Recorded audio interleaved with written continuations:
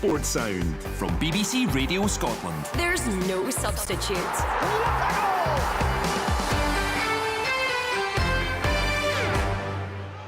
Plenty entertainment across a stirring Dundee derby. The sides sharing the spoils. It's a fairly regular scoreline. That's the fourth 2-2 draw in the last 13 meetings of Dundee United and Dundee, and it took that Luke McCowan penalty to earn a point for the visitors, who certainly looked an awful lot better in the second half. More from Stephen Thompson and Willie Miller to come. Let's hear what's been happening in Paisley, though. The 3 o'clock kick-off there. St Mirren against Hibernian with Cerdine Nidsan.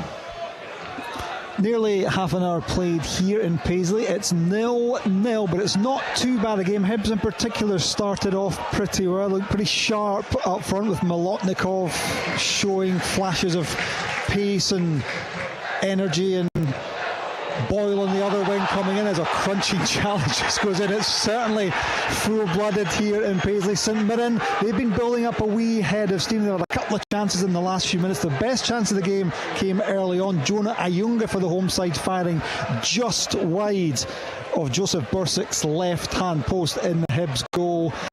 Decent here in Paisley. We just need that little injection of quality. OK, Cerdine, thank you very much indeed. Stalemates all rounds in the top flight so far this season, with those 2 0-0 draws. Yesterday, the 2-2 draw at Tannadice, and of course still goalless in that one. Should that change, and indeed if anything of any note happens, Cerdine will be quick to let us know. Let's head to Celtic Park. We can get the team news ahead of that one. Celtic against Kilmarnock from Al Lamont. Yes, it's a debut for Kasper Schmeichel in goal. No real surprise there as he comes in to replace the departed and retired Joe Hart, but otherwise a very, very familiar Celtic team, lining up as they usually do these days, 4-3-3.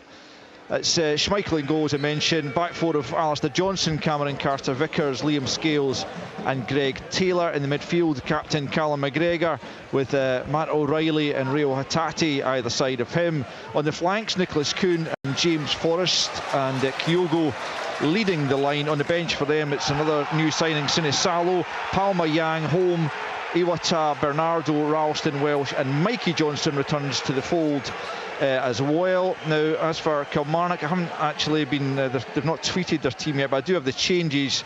It's income Watson, Kennedy, Bainbridge, Polworth and Murray, so it's 5 changes. Wright, Watkins, Dees, McKenzie and Armstrong. I've kind of penciled a team down at the moment. I'm not entirely sure if this is how they'll line up. It looks like, because they've only got 3 fit defenders, I'm assuming they're going to go to a 3 at the back. We shall see. Robbie McCrory in goal, certainly. Lewis Mayo, Stuart Finlay and Oliver Bainbridge have gone for as a back 3, with Matty Kennedy and Fraser Murray probably as wing backs in that formation. Liam Donnelly, Brad Lyons, David Watson and Liam Polworth in the midfield, with Kyle Vassell leading the line. I don't think, unless they've tweeted in the last few seconds, I don't have their substitutes as yet, but we can bring you up to date. I can maybe help you with that, Al, because they have literally just done it. So I see them now, actually. Do you want me to do it? On you go. Yes, okay. I do. Thank you. O'Hara, McKenzie, Armstrong, Mackay, Stephen, Cameron, Anderson, Wales, Brown and Brannan. Al, thank you very much indeed. We'll be back there with a full live commentary to come with Al, with John Collins and Cammy Bell, and we'll get the guys' thoughts as we build up to that one. As you can hear in the background, still going strong in Paisley, but it's goalless between St Mirren and Hibernian. They'll have about 11 or 12 minutes left in the first half. Stephen Thompson's been with us throughout the programme since we came on air just after midday. He's been watching not only that Hibs St Mirren game, but of course he watched the whole of the Dundee United Dundee encounter. Well, we said at half time, Stephen, didn't we, that Dundee are going to have to be better. Yeah. After that scare, when Cameron had to go back and clear off the line, it was pretty much all Dundee, wasn't it? It was, and they showed a good response. I mean, that was a pivotal moment in the game with Trapanovsky, then the one-on-one. If he scores that, I don't see Dundee coming back and United get the win. The second half, Dundee deserved to come back into the game. I felt as though United were a wee bit cautious. Willie mentioned it in commentary. They were trying to just maintain and try and play in the counter, but they were dropping deep, and Dundee were wasteful for the first half of that second half. But then they grew into the game. Simon Murray started to stretch the game. He was making runs in behind, and United were looking tired defensively. And Murray started to have more and more influence on the game, and they created a couple of really decent openings. I mean, Curtis Main should score for me. The one Murray flashes across the face towards the death when it's 2-2. It's 3 yards out. He's just got to make sure he gets it on target and lifts it high over the crossbar. Entertaining game. I thought it was, it was compelling to watch. There wasn't really any moments in the game where there was a lull or where it was dull. I think Miller-Thompson comes out of the game with a lot of credit. Trapanovsky as well. I thought it had a strong game. For Dundee, they'll play better than that. It wasn't a true reflection of Dundee, I don't think, this afternoon, but you've got to credit the way that they fought back into the game, twice coming from behind. To leave with a point, I think Tony Docherty will be very, very pleased. Of course, if United go on and lift the 3 points, the way that they approach the game it's applauded. It's worked. The tactics have worked. Yeah. But because they've... And look, just before we go into that, the penalty, I'm a bit bemused as to why it took David Dickinson quite so long. I know. Well, I mean, I don't know. Once they'd established it was onside. Yeah, I mean, the onside must have... I mean, we're talking toenails here. It was so incredibly tight. And first viewing with a naked eye, I felt as though Simon Murray looked as though he was off. But you obviously can't argue with the lines once they're drawn. He was onside millimetres, and then it's a clear foul. I don't know why he goes with his left foot to try and make the tackle, Graham, and gets his timing wrong. It's a clear penalty kick. So yeah, David Dickinson did take 7-8 different looks at it before he made his mind up, but he came to the right decision in the end, and it was a very cool penalty for McCowan. Just waited and hesitated a wee bit. The goalkeeper diving to his right hand side and just clipped it down the middle. So I think in the end, probably a draw is just about the right result. Yeah, I must admit, I did wonder about McCowan taking the penalty. I know he's a very confident young player, but Simon Murray obviously wanted to take it, Stephen. Yeah. McCowan, I know he scored one already this season, but he did miss one against Kilmarnock right at the end of last season. Yeah. But he... well, I mean, he's the captain, isn't he? So it's like he was out in the park playing football with his mates. Up. Yeah, it was very composed. Very, very cool finish. Very, very good penalty. He's the captain. He's obviously decided who's taking it, and it was the right decision in the end because he scored. Yeah, Willie, it was a much needed comeback in that second half for the visitors, wasn't it? United looked way the better side in the first. They did, Richard. They looked organised. They looked content at the back. They played with that back five. They were really strong. They rarely looked like being, opened up by Dundee. And Dundee were poor in the first half, though, Richard. They had plenty of the ball. They just couldn't do anything with it. Their linking play wasn't there. Their passing wasn't accurate enough. The tempo that they were playing at was too slow as well. And it was a game where Jim Goodwin looked particularly happy and obviously set out to play it that way because he was speaking before the game about the high press. There was no high press in the first half at all. They pressed, but it was the press when they were back just outside their own box, and it was working for them, and that's simply because the midfield, Dundee midfield, were poor. They weren't passing to each other. They weren't finding any space in behind. And Simon Murray was non-existent in the first half. And even for part of the second half, it was only the last half hour that all of a sudden he started doing what Simon Murray does, runs in behind and finds space and causes mayhem, and eventually gets a penalty as well. So, I enjoyed the game. I thought it was frantic for the first 10 minutes. It was then a case of, a very tactical game from Dundee United. Looked as though they were getting the better of it, but Dundee never gave up and began to put their game together in the second half. I think Tiffany, made a big difference when he came on. Mulligan too, just being direct, and Simon Murray finding the space, and I think him and Curtis Main were a bit of a handful, although the chance that Curtis had to put over the bar was a big one, a big opportunity that was well missed. I mean, it wasn't just over the bar; it was well over the bar. And I think a draw was fair. I felt that Dundee played and grew into the game in the second half and were much more like themselves for the last half hour. And it just went from end to end for the last 20 minutes or so. So it was entertaining. Trapanovsky should have scored the goal. It should have been out of sight, but he didn't, and he didn't look comfortable. He was running through, and Cameron getting back and saving the day. So yeah, good afternoon of football. Thoroughly enjoyed it. A couple of goals, plenty of chances as well, and both managers take something from the game. Well, you've certainly imagined, Stephen, wouldn't you, that Tony Docherty is going to be delighted given what he saw from his side in the first half. Will there be a sense of frustration, disappointment from Jim Goodwin that they didn't take the chances that they had to potentially go 3-1 up? I think Jim will be disappointed, with how much control they had in the first half, the better opportunities. I said at half-time I felt as though they could be more than 2-1 up going in at half-time, and at 2-1 it's, you're never ever safe, and that's why that Trapanovsky one-on-one was so vital. It was indeed. Again, I'm going to interrupt you because we have a live interview to go to. It's Brendan Rodgers, who's with Andy Burke. Well, Brendan, here we are, another new season, but first a moment to watch the league flag unfurled and celebrate what you and your team achieved last season. Yeah, I think we've done the celebration. I think it's more a symbol of the work that went into last season, and also the challenges that lie ahead for us going forward. So it's always a great day. Great for the supporters to reminisce, but obviously then everyone to unite and get together for the challenge going forward. At points your team had to grind it out before coming really on strong in the closing stages of the season. Very encouraging pre-season this time around. Do you feel in good shape to hit your straps from the off this time around? Yeah, I think this season it'll be more about the consistency. I think that was the big word. It was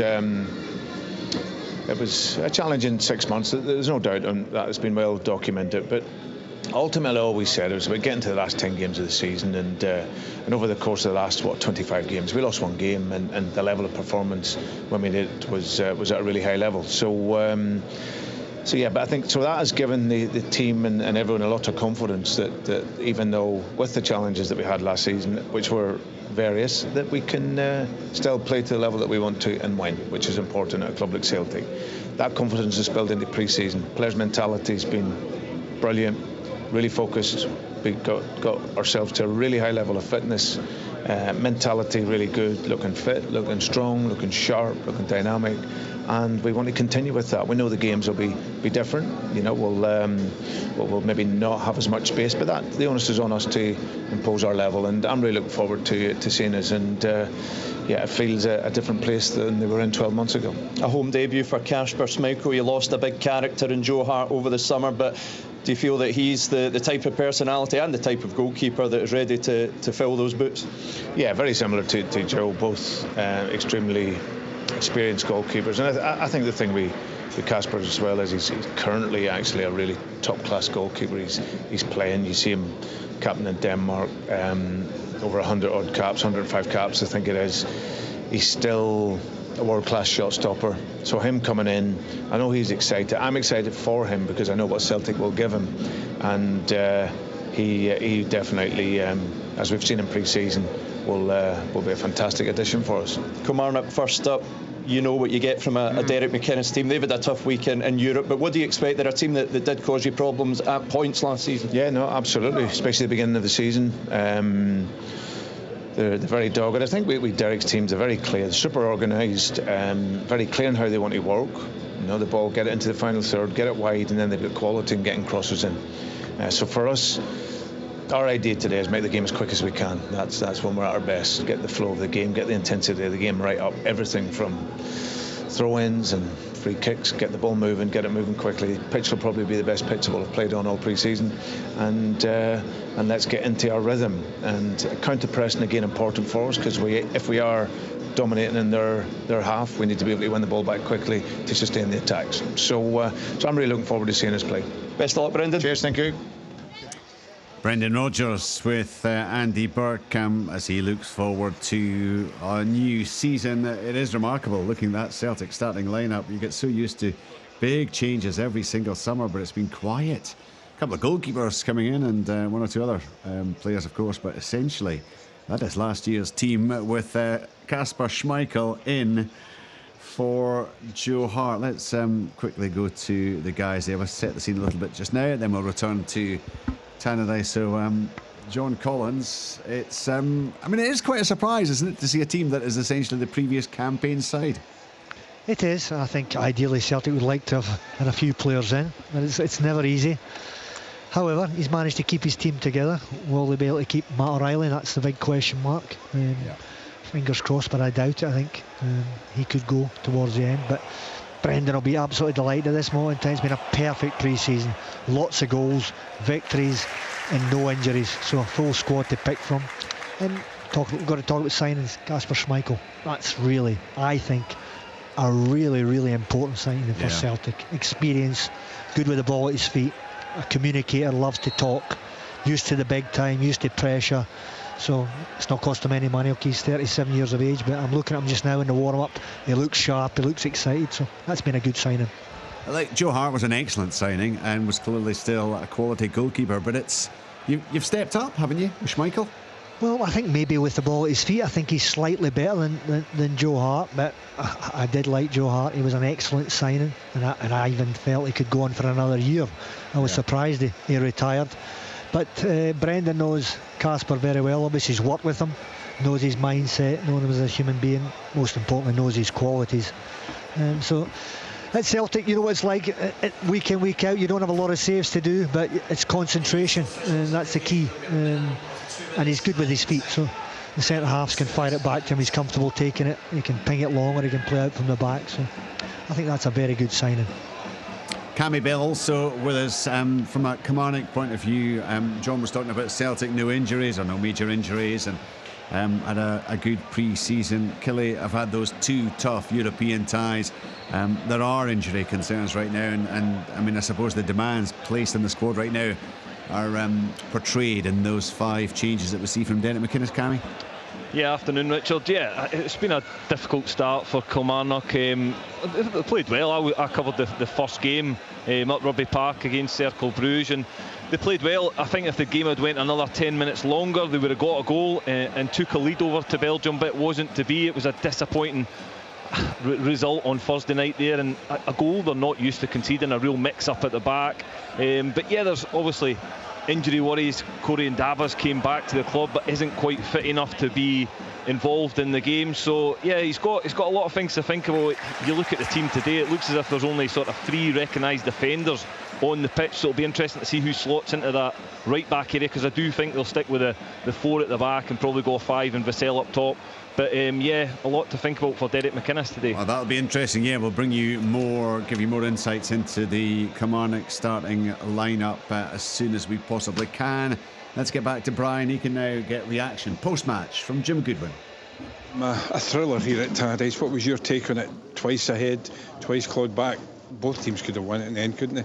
Yeah, I think from a neutral perspective, it would have been a very enjoyable game to watch. I was delighted with the opening 45 minutes from ourselves. I thought the shape of the team and the structure of the team was very good.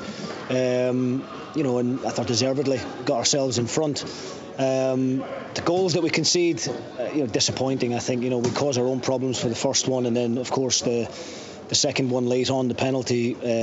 Not arguing with the decision. I think it was the correct call in terms of the penalty, but I thought, the initial defending of that situation, and I can't be too hard on the back 3. I thought they defended brilliantly all day, but, we highlighted that particular point during the week. Sometimes as a centre half, you're going to be up against strikers who are quicker than you, but if you read the game well, if you defend on the correct side, then you can often anticipate things and get there before them. And I just think in that one key moment, we got caught the wrong side, and then it became a race, and it was just all a little bit desperate in the end. But I think the one that'll come back to haunt us, Brian, is probably that moment with Trapanovsky. We're winning the game 2-1 at the time. A great counter-attack on the break. He finds himself free on the halfway line. I'm not sure how that actually happened, but through one-on-one with the goalkeeper, I thought at the time he was going to round him, because I felt the goalkeeper was about 18 yards out. I thought he had loads of space just to knock it by him, use his pace and tap it in. He went for the chip, and it nearly came off. I suppose got to give credit to the defending Dundee player as well, who never gave up on it and managed to get back onto the line to clear it. A lot of positives today, though. Obviously, you're disappointed you didn't get 3 points, but so many positives. The new guys in particular, in the way that they adapted to Scottish football at this level. Yeah, I mean, look, I'm not standing here, Brian, and trying to say that we, were completely dominant in the game and, deserved all 3 points. When I look at the balance of play, yes, Dundee probably had a bit more of the ball than us, but it wasn't like my goalkeeper was having to make, 6 or 7 last-ditch saves. I think the chances created by both teams was relatively even. The thing that I had a slight concern with prior to the game was, could we match the physicality? And, in this league, you've got the likes of Dundee, Kilmarnock, St Mirren, big, strong, physical sides, and I was wondering whether we would get outfought. And the pleasing thing for me as a manager is I don't think we did. I thought we won a lot of key battles, particularly in the first half. I think second half, there's a bit of fatigue kicked in. We're kind of limited in terms of the options that we've got in the midfield area. I would have liked to have freshened that up earlier, but O'Dad has only had 5 sessions. Obviously Docherty is out injured, so we asked a lot of Babunski and Sibbald. But look, I think I've got to be, pleased that we've got a point on the board, but we are definitely disappointed because I felt we had that opportunity at 2-1 to kill the game off, and we didn't. Any more transfer activity to come, Jim, between now and the end of the window? Yeah, I mean, look, we need to strengthen. We've got 3 17-year-olds and an 18-year-old on the bench. Obviously, I think we had 7, like I said prior to the game, we have 7 academy players within the 20-man squad, which obviously we're proud of, but, a number of those players have never experienced this level before and, possibly aren't quite ready yet. We would like to get them a good loan and develop them further in maybe the Championship or League One, but we definitely need to strengthen in key areas, and that's something that we'll do. But I think there's plenty of positives for us to take from this afternoon's game, but also, a number of things that we can look at and learn from and do better. 4 games in the Premiership, 4 draws. What does that tell us about the way this league is going to pan out this season? Well, look, it's going to be competitive. I was at the Motherwell Ross County game yesterday. It wasn't a great deal between the 2 teams on the day. Motherwell definitely had the better chances, and no doubt Stuart Kettlewell will be disappointed not to have taken all 3 points. But I think it shows you that in any game you go into, there's not going to be any easy ones. I think that's great for the league. I really do. I think today is a good advertisement for the Scottish Premiership. 2 big clubs competing, going at it. The players deserve a lot of credit for the way they went about it, and I think it's a point on the board for us. It's a positive to take from it, but we are extremely disappointed not to be standing here with all 3. You're never pleased, Jim, are you?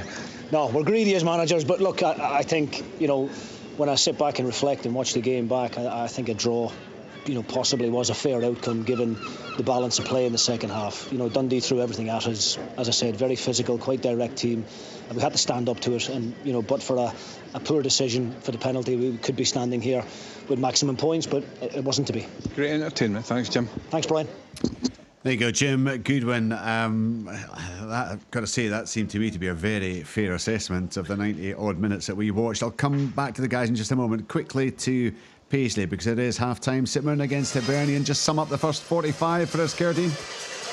Yeah, 0-0 here in Paisley. Decent football, full-blooded commitment, fan fury at the man in the middle, Matthew McDermott. He's not too bad a game from where I'm sitting. All that we're missing is a bit of real quality and a goal or 2. They averaged over 4 a game, these 2 in their matches last season. Nothing so far. We have had a couple of chances, though. St Mirren with the best of them. Jonah Ayunga firing a shot just wide early on, and then Roland Adowu an inch or 2 away from his first goal for St Mirren. It was deflected away for a corner. Up at the other end, Hibs, they looked pretty enterprising in attack, but again, no real quality. The best thing they had was a brilliant save in the end from Balcombe in goal for St Mirren that stopped an own goal after some nice work from Molotnikov on the left and a good cross deflected towards goal, well saved by the keeper. All the fans of both teams here want is a goal in the second half. I reckon we will get it, Richard.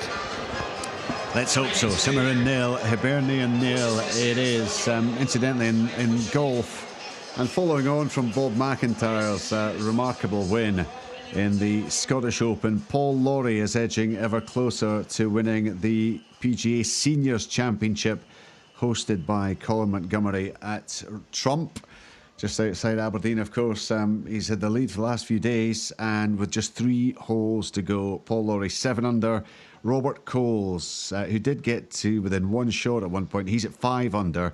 Simon Can is 4 under. Those are the only 3 players who are under par this week. Alex Chega has dropped back. He's 1 over today. Colin Montgomery also 1 over today, so he's 2 over all told. But Paul Lawrie with 3 holes to go, 2 clear of Robert Coles and 3 clear of Simon Can.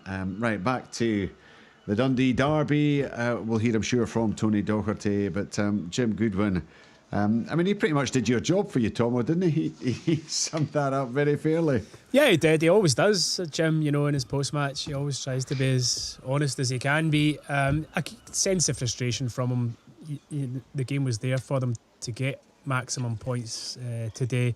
He, again, highlighting the Trapanovsky one-on-one as a key moment. I did think at the time they should have gone round him because the goalkeeper was out.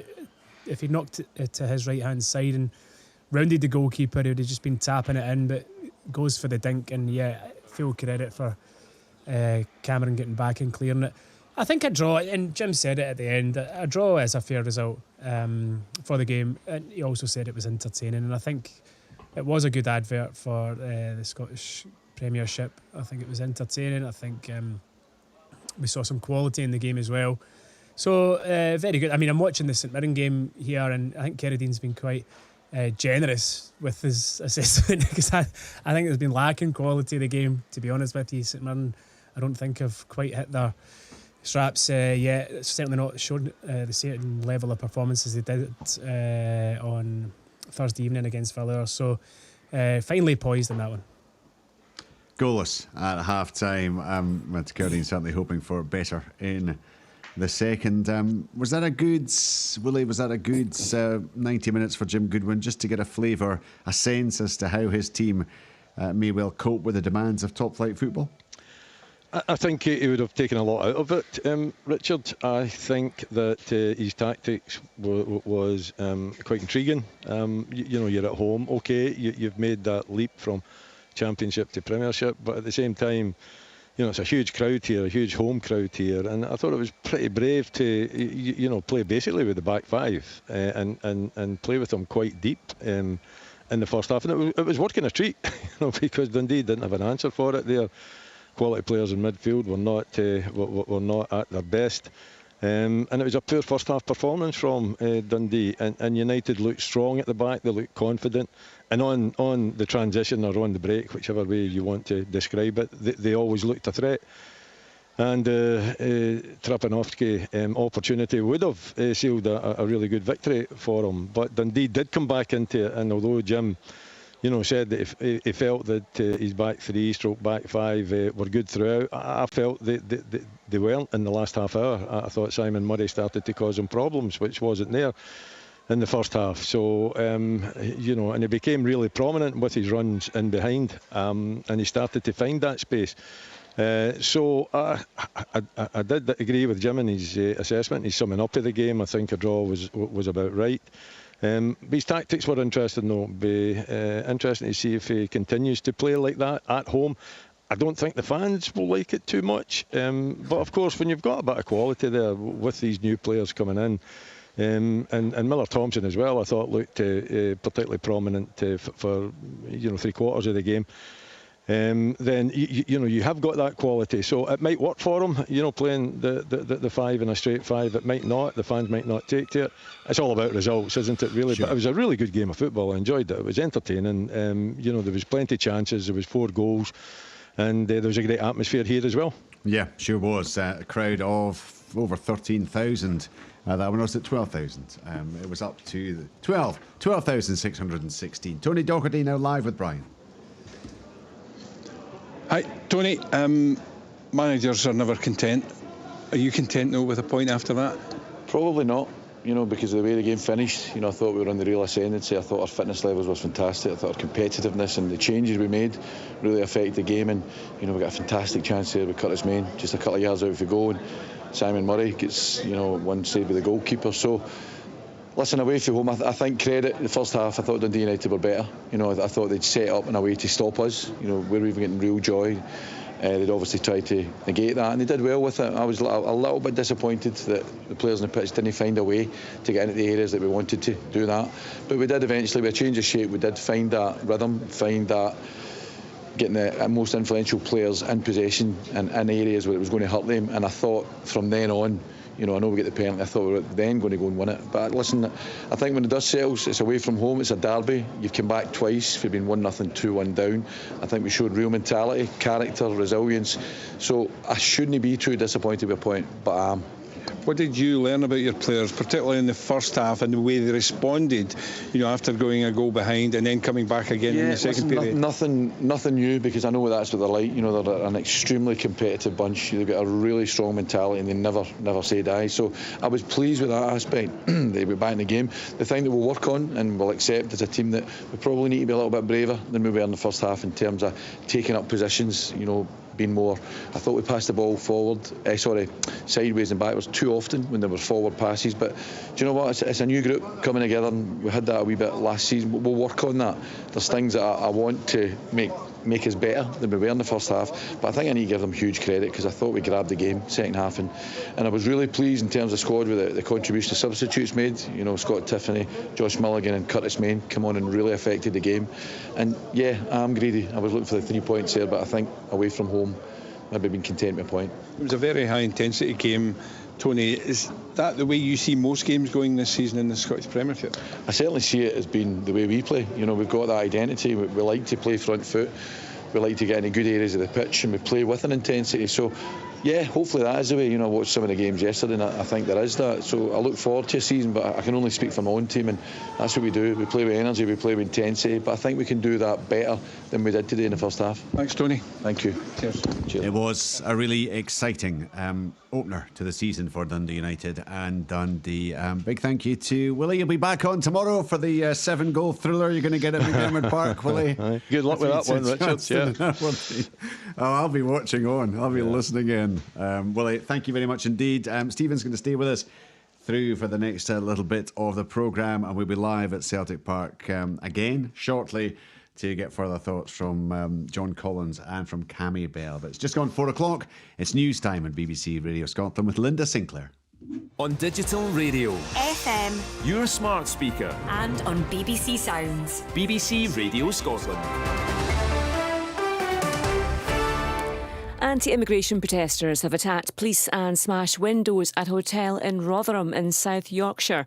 Masked men threw lengths of wood and sprayed fire extinguishers at officers who've been attempting to push the crowd back with shields. It's the latest in a series of violent demonstrations, some organised by far-right activists in towns and cities in England and Northern Ireland.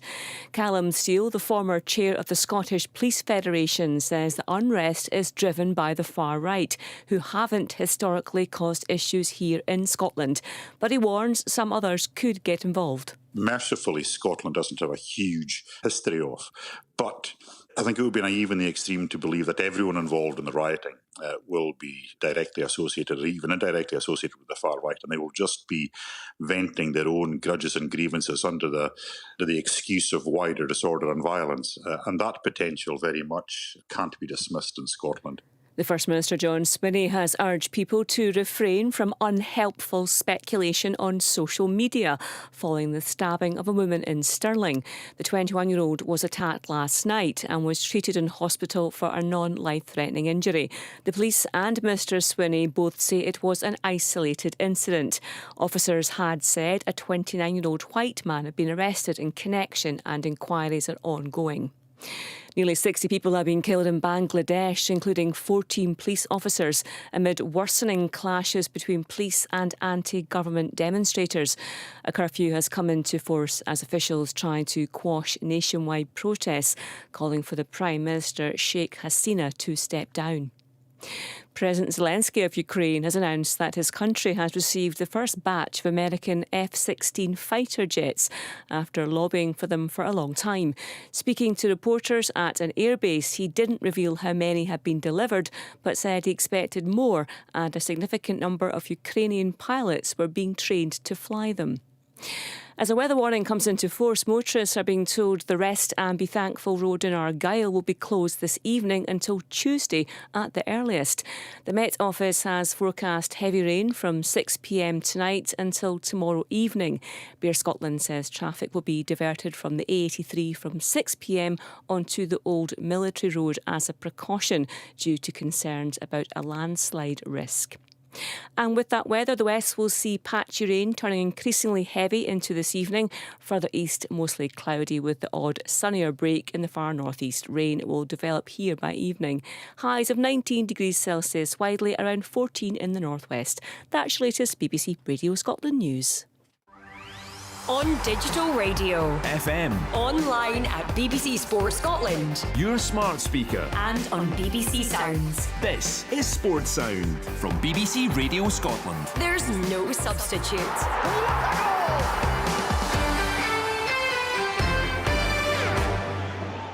This is Sports Sound with me, Richard Gordon. 3 hours remaining of this marathon programme. As you can hear in the background, the action up and running in the second half in Paisley, but it remains Mirren 0, Hibernian 0. We brought you live commentary from Tannadice. What a game it was. 2-2 between United and Dundee. Trapanovsky and Thompson twice putting Dundee United in front. The visitors replying through Palmer Hulden, and then Luke McCowan from the penalty spot. Very, very entertaining stuff. And you can watch the highlights tonight. Sports Scene is on the BBC Scotland channel at 7:15. So there's the action from yesterday, the action from the two other games today. That's Mirren Hibs game, and the one we're going to bring you shortly, Celtic against Kilmarnock, and of course the 4 goals and all the thrills and spills from Tannadice. We've heard from both managers, and we've wrapped things up with them. So let's look forward to the third of the encounters this afternoon. It's our second live commentary. It will be Celtic against Kilmarnock. You heard from Al Lamont there, the team news. We got the guys' thoughts initially on that. Celtic, a very, very familiar 11, in fact 10 of the starters were in there last season, and they've simply swapped over Schmeichel for Hart. Let's get the goal from Kurdi Nitsan.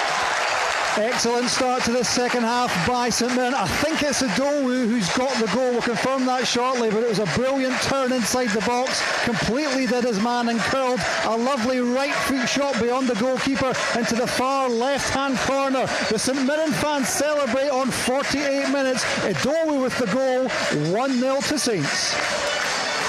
So Adowu breaks the deadlock early on. Stephen Thompson looking at the live Premiership table right now and getting all excited. Yeah, I mean, it's a brilliant finish from Adowu. It really is. He played down the left-hand side and wasn't really looking like he was going to be on for a shot, but cuts inside brilliantly with a wee trick. And then his right foot unleashes a shot into the bottom corner at quite a tight angle indeed. So a fantastic finish from him. And a brilliant start to the second half for St Mirren, because I didn't think they played all that well in the first half, but you couldn't ask for a better start to the second. Do you think from their point of view, a bit of a hangover perhaps from what was a very special night for the club on Thursday? Well, yeah, I mean, it's something that they're not used to is kind of turning around so quickly, and I think at this early point in the season it's difficult to do. The players aren't fully up to speed.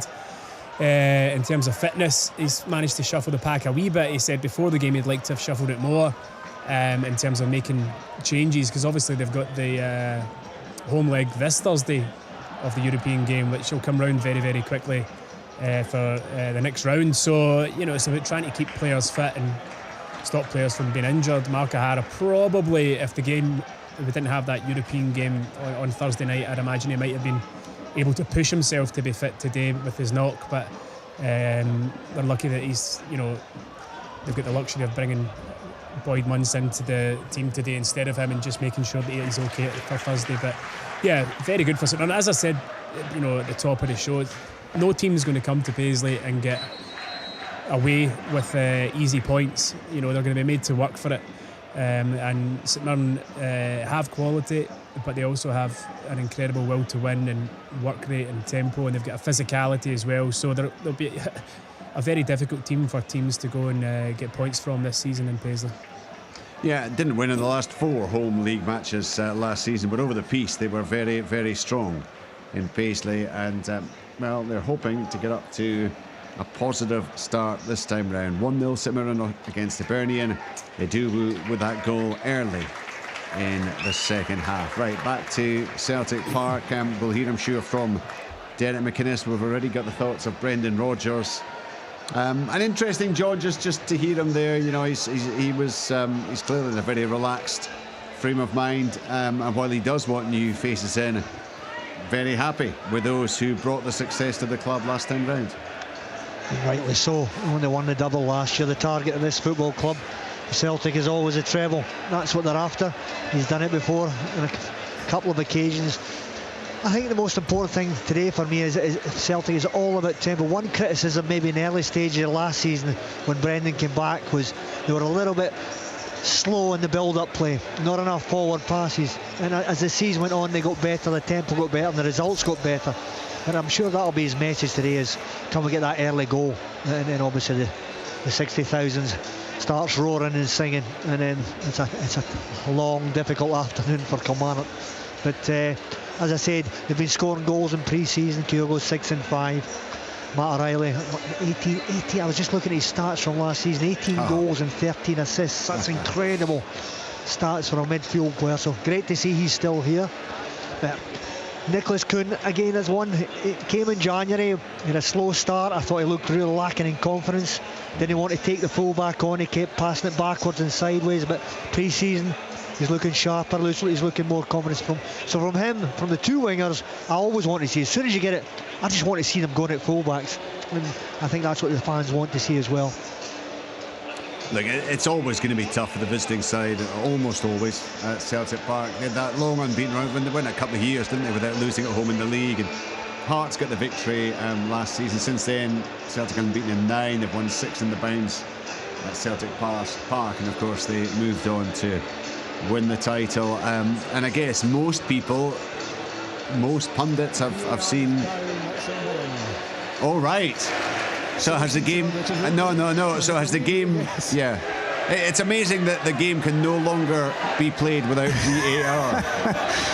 The Hawkeye technician was on the phone, presumably to headquarters. He had already had a wee chat with the referee Matthew McDermott. Nothing has happened here basically since the St Mirren goal went in. Both the ref and the Hawkeye technician are now on headphones again, presumably chatting to VAR HQ. The players are trying to keep warm. The Hibs players are now just passing the ball in amongst them. As you say, football doesn't seem to be able to operate without VAR. I assume that the goal has been given, has it? Yes. St Mirren definitely this would be the 1-0 to the good. Right, because this would have been the longest VAR check in history. Absolutely. Now, as far as I'm aware, it's nothing to do with the goal, because they kicked off. They presumably had a look at the goal straight away. Idowu, incidentally, is off the pitch because he had a wee knock, a wee injury. He's the goal scorer. That's his first goal for St Mirren, so I'm pretty sure he's safe with his first goal for his new club. Excellent goal as it was too. The clock says 53 minutes, but the last 5 honestly have counted for absolutely nothing. Now the referee's talking to both managers, Stephen Robinson and David Gray. There's an intense conversation going on between the three of them, and apart from that, well, the fans are a bit bewildered. The journalists around me also are a bit bewildered, because there was no real information apart from an announcement over the tannoy that VAR is, quote, non-operational, unquote. Yeah, it's happened once or twice in the past, and I guess it's going to reach the point where the referee just simply has to ask the managers if they are prepared to carry on. If both managers are happy to go without VAR, do they do it? I mean, I guess that's a decision that the referee is going to have to take. Anyway, Cerdine will keep across that, and we'll hopefully have a breakthrough there. Cammy, I was to get your thoughts on Celtic, where they are now, and the fact that Brendan Rodgers has not. Now, he may still make sizable changes. We wait to see. It's still a while to go in the window, but right now he's not made these changes. Does that still look like a squad that remains favourites, odds-on favourites to win the league? Yeah, Richard, for me, I think Celtic are in a really strong position. Probably one of the key things for me is they've kept the hold of Matt O'Reilly. At this moment in time, there's a period of the window left. That'll be a big challenge for Brendan Rodgers, whether he can keep a hold of him. But they're in a good place. I think John touched on it before. A big signing was Kasper Schmeichel coming into the club. I've always said that Celtic and Rangers changing their goalkeepers, it's a difficult one to get right.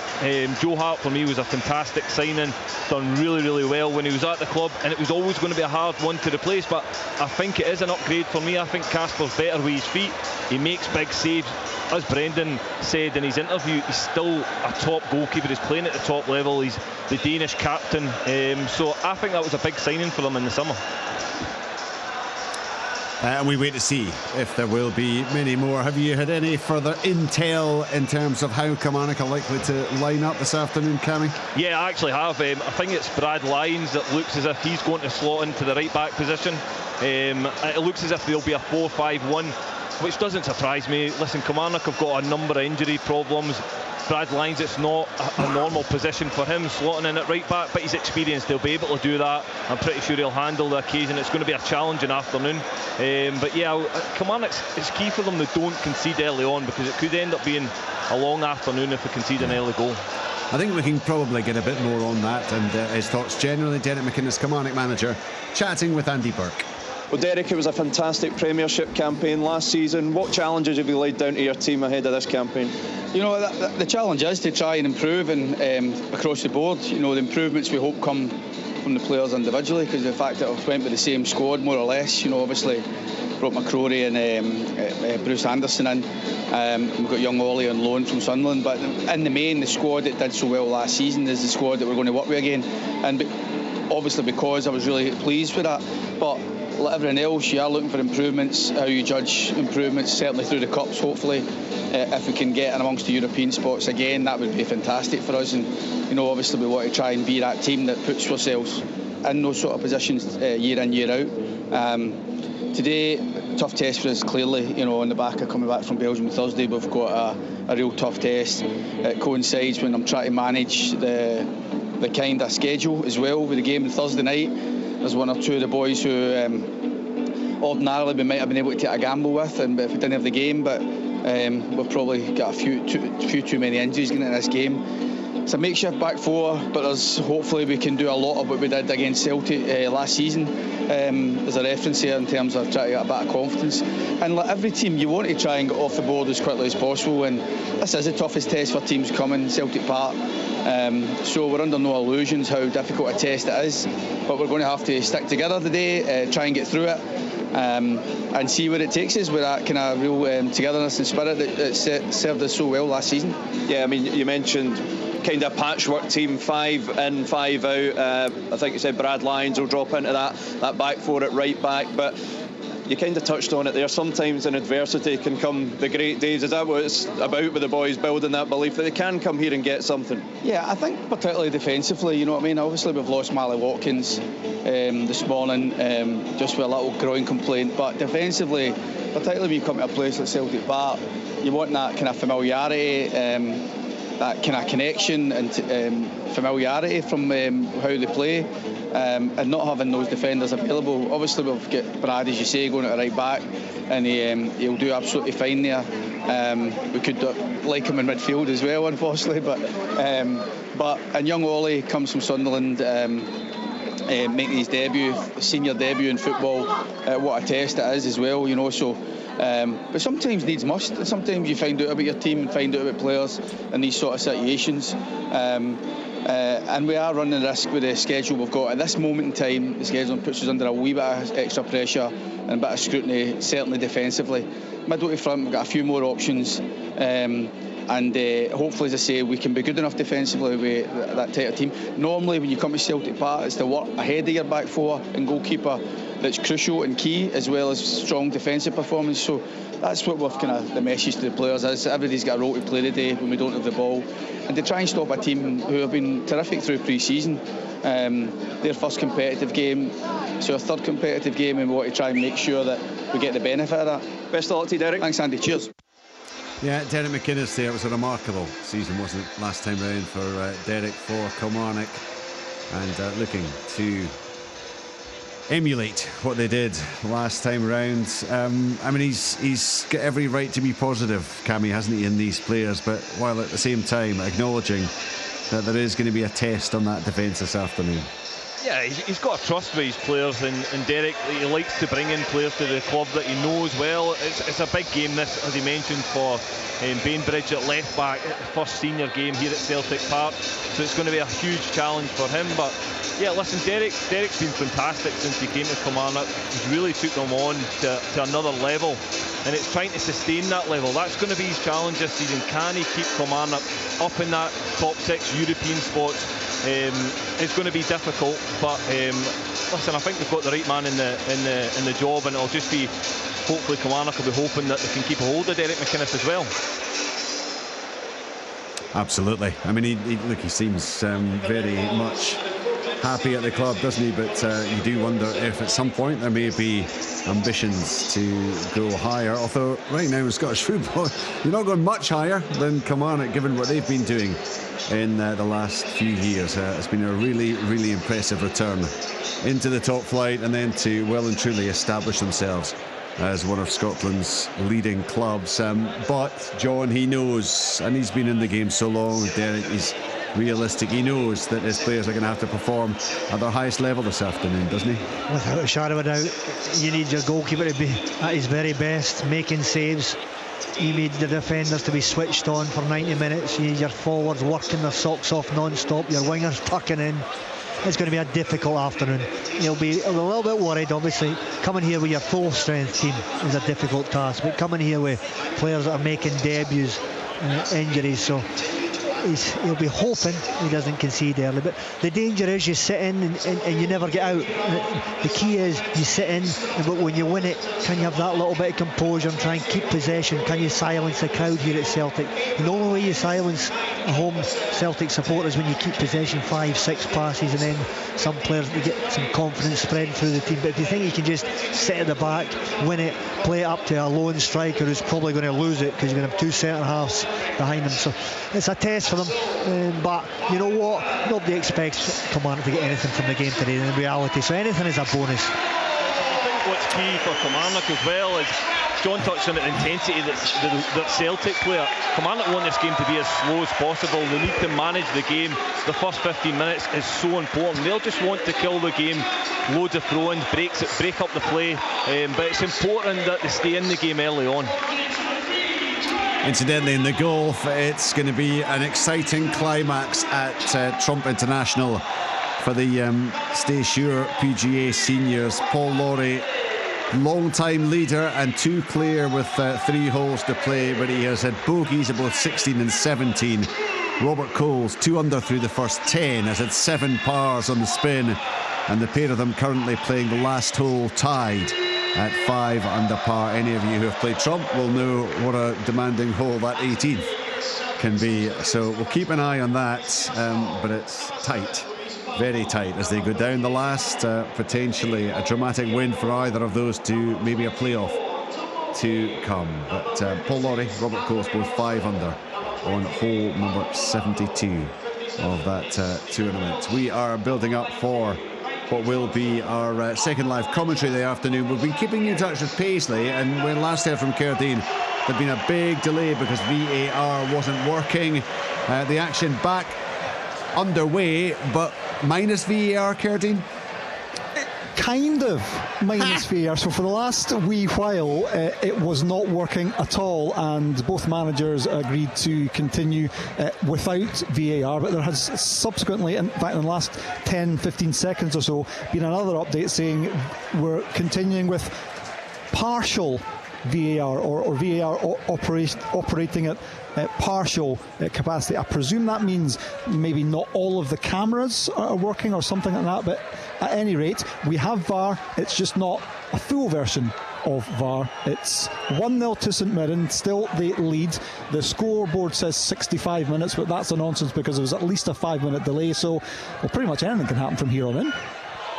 Yeah, you just hope that there's no major controversy in the last chunk of that game that VAR might have cleared up, but is unable to. Anyway, 1-0 it is, and that would be a wonderful start for St Mirren off the back of their fine success in Europe over the last 10 days or so, getting that thumping win on Thursday night, and they can now look forward to the next qualifying round. Of course, St Mirren playing Branbergen, Kilmarnock dropping down into the Conference League. They'll play Tromsø, both those ties on Thursday, both sides at home. Tuesday night it's Dynamo Kiev against Rangers in the Champions League qualifiers. And of course, Sports Sound on tomorrow night. Richard. 3 of the 6 cameras aren't working, and 3 are. Yes. Okay. So that's your partial VAR.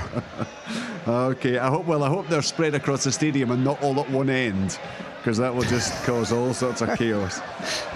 Nothing happened when it was down, incidentally, so there was no real goalmouth incidents or anything like that. So roughly everybody is happy enough, apart from the fans who roundly booed when they heard that VAR was back up in operation. Yes, or partial operation. Right, Sports Sound 7 o'clock tomorrow night, St Johnstone against Aberdeen, the Scottish Football Daily podcast, Monday to Friday. Get it where you can get your podcast and subscribe. Stephen Thompson, thank you.